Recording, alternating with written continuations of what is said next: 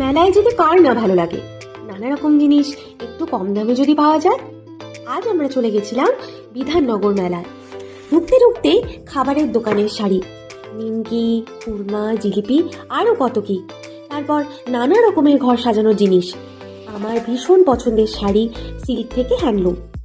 এরই মধ্যে দিয়ে পৌঁছে গিয়েছিলাম প্রিন্টেড টি শার্ট, কুর্তা থেকে র্যাপারের দোকানে। আর এদিকে বুটিকের ইউনিক ডিজাইনের কুর্তি, সেরামিকের ইউনিক কালেকশন। এগুলো কিন্তু মাইক্রোওয়েভেও ইউজ করা যায়।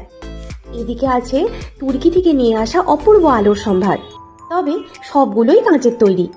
এদিকে মিশর থেকে আনা শোপিসের সম্ভার, এগুলো কিন্তু অনেক্সের ঘর সাজানোর জিনিস।